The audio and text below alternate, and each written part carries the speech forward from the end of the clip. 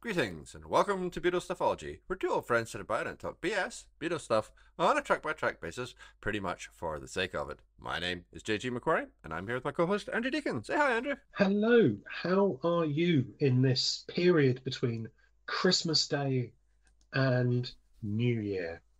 I am all right, thank you. I'm sure that we have both managed to survive Christmas absolutely fine, and we are getting ready for a doubtless brilliant and unspeakably wonderful 2024. Well, there is, and again, just like last episode, folks, we are recording this ahead of time, and in fact, we are recording it just after we recorded the last episode, even though there were a couple of weeks between recording it and it being released, so therefore it's about anyway, nearly a month after. You get the idea. There is a link between where I'm spending Christmas and the song we're going to discuss today. Maha. Let's see if you can work out that one. Excellent. Good. Well, the song that we are, the song that we are working our way through today is "Words of Love." So we're on side two of Beatles for Sale. We are in Coverland territory, and we are rubbing up against the Right Honourable Mr. Buddy Holly. So yeah, let's get the initial thoughts out of the way first. How do you find "Words of Love"? Oh, right. Okay. That was a long pause for no reaction. I think it is an appropriately anticlimactic cover um, for this period between Christmas and New Year. I think if we were talking about one of those sort of really uplifting, wonderful songs and covers, then I'm not quite sure it would fit because I sort of feel that this is a bit of a hinterland, a bit of a liminal space, and as a result, we should be talking about things that are a bit kind of quite nice, really. Um, and I think some of that is down to how I perceived Buddy Holly growing up. I think because actually Words of Love is a really, really good song. It is a good song, but it's just not how I perceived Buddy Holly growing up. And this is a very straightforward cover of that song. It is in that tradition of quite a few of these Beatles covers where they just take it, play it, and that's it. They can do it quickly in the studio. They can really knock it out quickly to add another number to the album because they know it so well. And that's because I suppose they were absolutely massive fans of Buddy Holly, like they were massive fans of Carl Perkins, Little Richard, and so on. You can sort of see the influence, and I suppose the influence. I'd say there's a couple of influences that you can directly see on the Beatles from Buddy Holly. One is in this song in particular, Buddy Holly's at the time innovative use of double tracking, which was certainly was the first time he did it, but it was a very rare thing at the time. So on his version, he is harmonizing with himself. Um, and the other thing you're going to have to come back to because I got so into that point that I've forgotten what the second one was. Oh, I've All got it. right. Sorry, no, I'm Okay, back. go, I'm go, back. go. It's the bland salutations of love, and because it is Yeah, yeah. and I'm sort of quite struck by that at the moment because again we are recording this on the 2nd of December, and on the 1st of December it was announced that Shane MacGowan, formerly the lead singer of the Pogues, died. Now, I wasn't a massive fan of the Pogues. I really like the If I Shall Fall from the Grace of God album. Turkish Song of the Damned in particular is so unusual and fantastic. It really stands out. The album opener itself, the titular If I Shall Fall from the Grace of God, is absolutely phenomenal. I'm a huge fan of the last album he was on, Hell's Ditch. There are some almighty tunes on there and some really fascinating lyrics. There's one that uses the word Wally in a way that I've never heard on a record before, but it is just so incredible. But listening to that reminded me of just how bland, deliberately, perhaps necessarily, a lot of Beatles lyrics at this time actually are. I sort of put that in contrast. So, Shane MacGowan, God bless him, or God bless God, if you believe that's where he's gone, absolutely phenomenal songwriter. and a pretty good poet as well. I don't know if you remember. Were you with me, JG, when we were stewarding at the Flower in Finsbury Park when I the certainly was. Pogues were playing, but not with Shane MacGowan, but with Joe Strummer as the Yes, I singer. do. I do remember that. And I can remember kind of a crushing sense of disappointment. Um, Not that Joe Strummer wasn't some sort of amazing musician and singer, but it just didn't sound right because it wasn't Shane MacGowan. And listeners of this podcast, dear listener, you will know that I'm often quite mean about John Lennon's singing, and yet I am a fan of singers like Billy Bragg and Shane MacGowan, who are not classical singers, but they work. They really work their songs. It just sort of fits, and Shane MacGowan was very much like that. Yeah, so somehow try and find a way to weave back to Words of Love. And I certainly think this is a decent vocal performance on here by both Lennon and McCartney, and the harmonies do sort of work. And it is quite interesting how Buddy Holly was double tracking himself, but here we do get the two of them trying to replicate what he was doing, and it's reasonably successful. Reasonably successful. The glowing recommendation that Yeah, everybody hopes for. I Hey, think I I mean, you're think not wrong though. You're not wrong. It's a fairly slight piece of work, I think, in terms of the song as a cover version, because it is so faithfully reproducing what the original does. The original is fine. I can't claim to be a massive Buddy Holly fan. I appreciate him, I suppose, and I understand, historical context and all that kind of stuff, and why he was important to a lot of people. Particularly the idea that you could be a successful musician and look like that. It's such a cliche to say, but it was a thing, and you just didn't really get pop stars that looked like that in America in that period of time. So I appreciate Buddy Holly, but I'm not a really big fan. But this is a good song. Again, it's three chords in it. It's a lot to squeeze out of three chords, but it works really well. It's sweet. It's slight but charming, and there's a nice kind of a nice sense that this is a song which is what's the right expression for it? Lived in, I suppose. It feels lived in, the Beatles version. Like you were saying, like, there's so many songs that we've discussed, particularly in the context of Beatles for Sale, where they're clearly just getting through it. Like there's a lot of songs here that they're familiar with, that they can work out. There's a lot of cover versions here, and they just knock them out to get it done, and there's not necessarily a huge amount of investment. This will not be the last time this sentiment comes up on this podcast for this album, but there's something about the way that they do Words of Love that I think is very, it doesn't feel sort of like it's workaday. It doesn't feel like it's just knocking it out to get it done. It's only two takes plus a vocal overdub. It's not a lot. It's not one that they needed to put a lot of time into, because, like you said, they could just do it. But I don't know. It feels like it matters to them a little bit more than, oh, I don't know. Pick a random cover version that isn't Kansas City on this album. That I Honey Don't. Oh right, yeah, let's see. Yeah, yeah, definitely out with that, isn't it? Yeah, I think the whole Buddy Holly thing is worth diving into a little bit, because context is so important, isn't it? That we regard him perhaps from growing up in the 70s and 80s as being quite monochrome, and obviously was monochrome in the sense that all the footage is black and white, and a lot of the photography is black and white, and it was in the black and white era, if you like.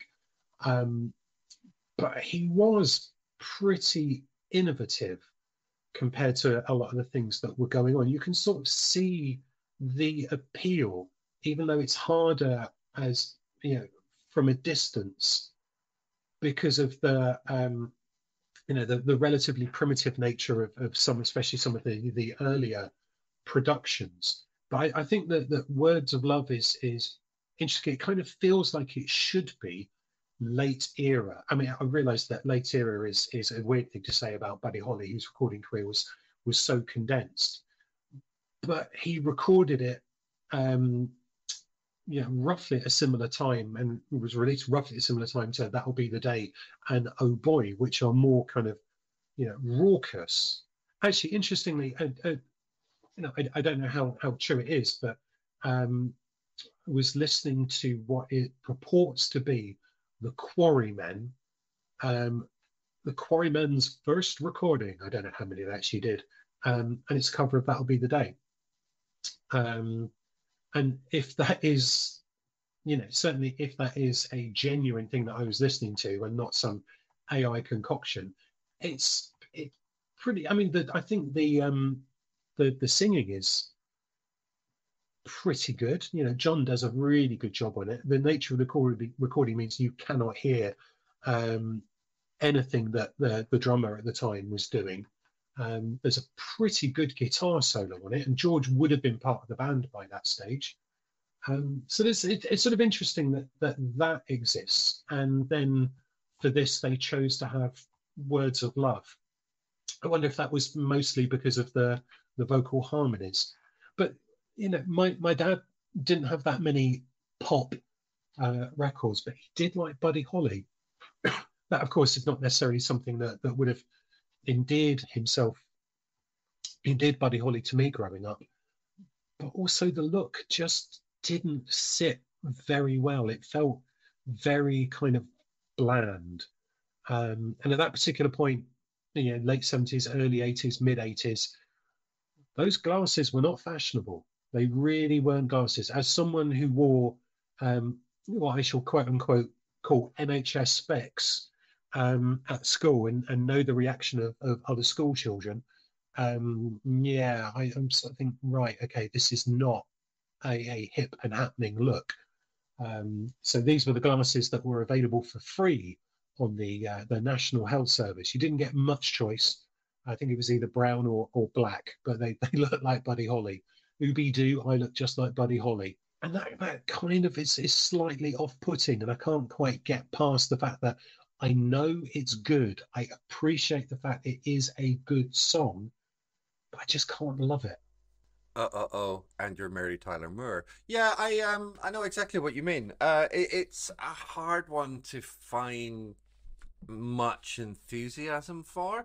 Yeah, certainly that sort of nerdy kind of geeky look. I mean, that doesn't really become um sort of mainstream until at least the mid '90s, and maybe even later than that. So there is that weird contrast at that period of time. But then that's not untrue of when Holly was around himself. That wasn't a look that was likely to endear him to anyone, and yet he got away with it. So sometimes counter programming works, I mean, but sometimes the original is the best version, well, and yes, I think that's probably fair to say in terms of this song as well. For all that I like the Beatles version, I don't think there's any. I personally don't have any doubt that Holly's version is superior, but not by much because there's not that much difference between them. It's just that it's been done by the guy that yeah. wrote it, not the people that are covering it. But the difference is pretty minimal. But sometimes a more recent version can be better. Let me give you an example, one you might appreciate. Did you know that there was, before Samuel L. Jackson, a Nick Fury movie? Did you know that? I'm vague. That does ring a vague bell, but don't ask me Oh, anything about it because I can't go. I can't go any further than that. I have two very, very interesting things about it. One is who played Nick Fury. Give you a hint. Doesn't look anything like Samuel L. Jackson. Okay. Okay, right. So it's the man who brought down the Berlin Wall himself, Oh, David David Hasselhoff. Hasselhoff. Wow. And, and that's can a I give that's you? a choice. I know. Can I give you something even more bizarre? The More bizarre than person who that. directed it in his credits also has and American listeners. I know we have quite a few American listeners, especially more than compared to British and Australian. Just Google this, okay? He has in his directing arsenal the episode of Neighbours in which Kylie and Jason get married. Wow, that's That's range. That is. That's real, genuine range. So yeah, phenomenal. Anyway, an example sometimes of how you can get it right second time, but I don't think that that's the case. That's definitely not the case. No, Yeah, no, and yeah. yeah, it's. I mean, if we're pondering on why this particular Buddy Holly song was chosen rather than something like "That'll Be the Day," it is going back to that thing which we've mentioned many times. Again, I'm not gonna linger on this too long, but it's the variety angle. There isn't really another song which is. I guess maybe "I'll Follow the Sun" is kind of in the same sort of neck of the woods, but "I'll Follow the Sun" is it kind of undercuts itself. The lyrics a bit cleverer than Words of Love. It's a little bit smartly, a little bit more smartly assembled. Is that a good sentence? I don't think it probably is, but you know what I mean. Um, but there isn't much in the way of similar material to this on the album. So if you're going to still be working towards the album as a kind of smorgasbord of variety, then you know maybe something like "That'll Be the Day" or I don't know, "Peggy Sue" or something like that wouldn't quite have the same. It wouldn't add as much variety to the album as "Words of Love" does. Is that a It's smorgasbord. reach? Just saying, it's smorgasbord of variety tautology. Oh yeah, of course it is. Okay, right. As long as you're aware of it and you're owning it, Well, or I that's suppose you could have multiple smorgasbords, in which case you could have a smorgasbord of variety. or a variety of smorgasbords. That would also work too. Okay. This However, has that been does. Linguist's Corner. Yeah. Yes, that doesn't take away from the point. Whatever was the point you were making, I don't know. I got too fixated on your smorgasbord analogy and therein. But yeah, I'm certainly. But then following this with Honey Don't, uh, I think we're in a bit of a lull here. I And think that's fair. and remember, we are acknowledging the fact Buddy Holly, musical genius.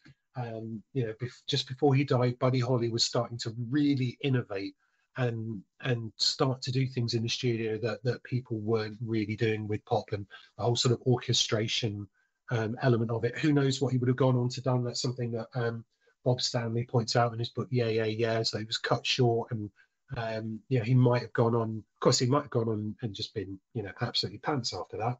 I'm not sure that Bob Stanley would use that word, but of course, there was the potential for him to really develop and blossom. Um, but he also makes a point without Buddy Holly, who knows what those English beat groups would have been like. So, it is innovative. He is an incredible artist. This is a good song. It's just that with everything else that the Beatles are doing, to have had in a run of about 4 or 5 songs on this album, Mr. Moonlight, Words of Love, and then Honey Don't, just feels a bit like you're saying we haven't got enough ideas.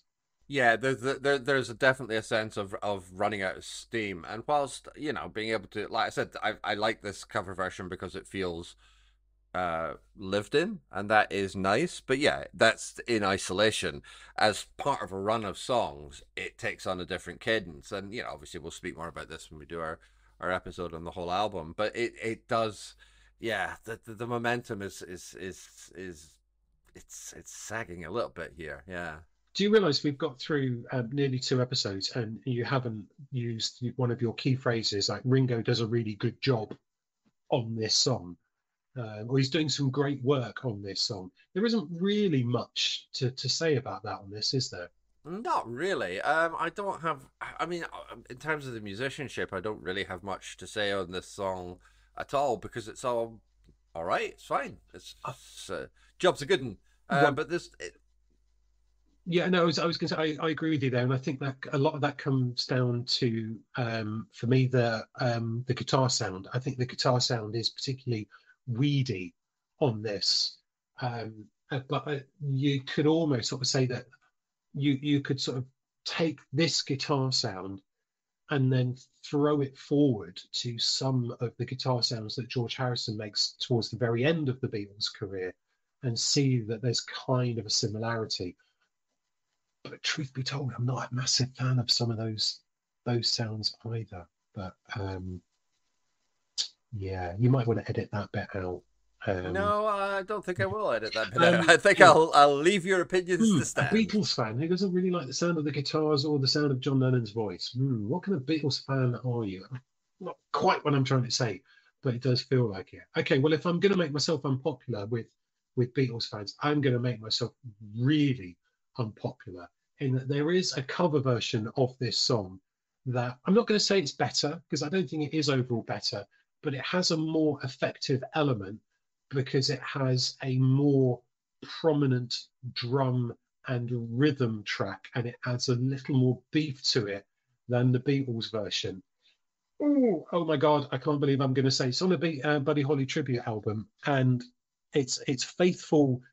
It's just as faithful as the Beatles one is, with the exception of a little bit more oomph in the rhythm track.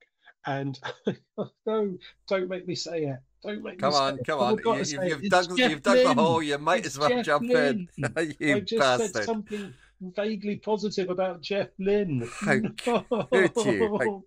Get out of this. Get out of my Oh, podcast. it's only just the his beat. It's a very obvious Jeff Lynne rhythm track. It just kind of struck me that if perhaps there had been a bit more oomph in the Beatles version, we might be talking about it in a different way.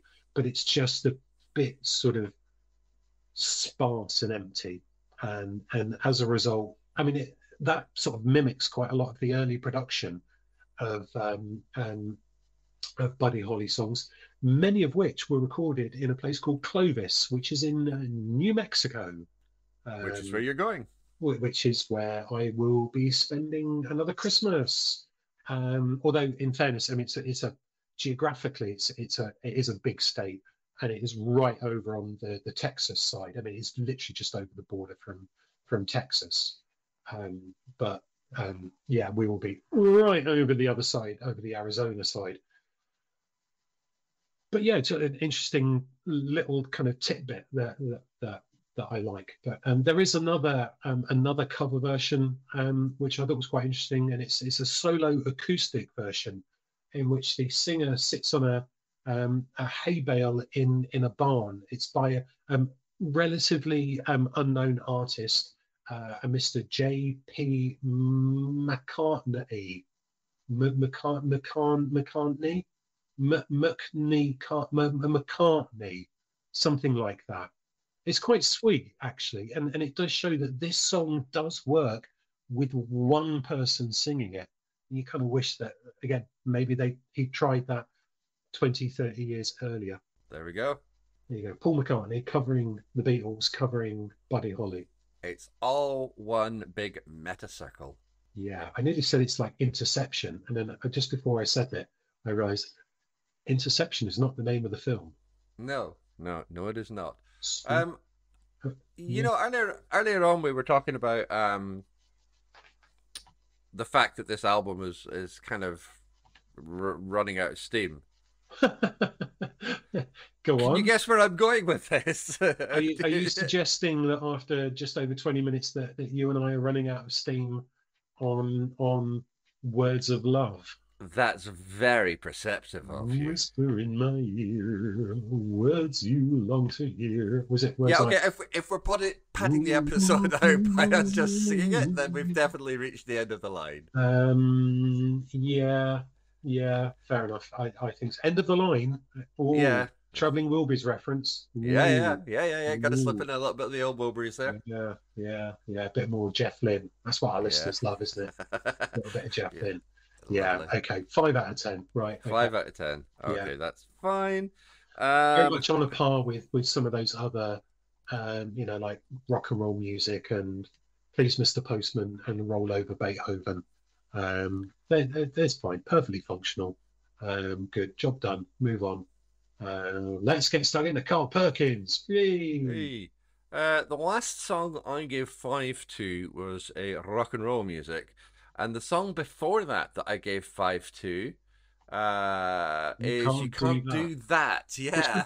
But I think that was lyric related more than Yeah, definitely. Yes, yeah. absolutely. But nevertheless, I'm also going to give it 5. I just don't really have. I don't have it in me to push it any further than that. It's so right. That's it. It's fine. We get Ringo next, so that's great. Yeah. So apologies, listeners, if you were hoping for a long episode to download in the gap between Christmas and New Year to tide you over. Yeah, sorry. Yeah. Yeah, go and listen to our episode on A Hard Day's Night, the movie. That'll keep you going. Yeah. Yeah, absolutely. Or the 3 episodes that Nothing Is Real have done on Press to Play. Um, I think it's 3. It might be Three 4, episodes actually. and press to play. That's going Yeah, above and beyond. yeah. Okay. Which is, I mean, I learned a lot. Um, which, considering, yeah, I can't honestly say that I've listened to it more than once. And I'm not going to listen to it again. Is quite interesting. I'm all for reappraising, but once bitten. Fair enough. It's a funny album, but I'm not going to go into that detail now. Funny, Instead, funny weird or if funny ha ha. yes. Good. Excellent. If Merry you have gone Christmas. away, very good. Happy New Year, everyone. Have a great one. If you have gone away and listened to any of our other episodes, it would be nice if you got in touch with us Oh, and polished. let Well us done. know about what you thought. Oh, the smoothness of the links remains unparalleled. So you can really get a hold of us by email. We are BeatlesStuffology@gmail.com. We are still hanging around in the absolute cesspool that is Twitter. We are at Beatles_ology, and we are Beatles Stuffology on Instagram.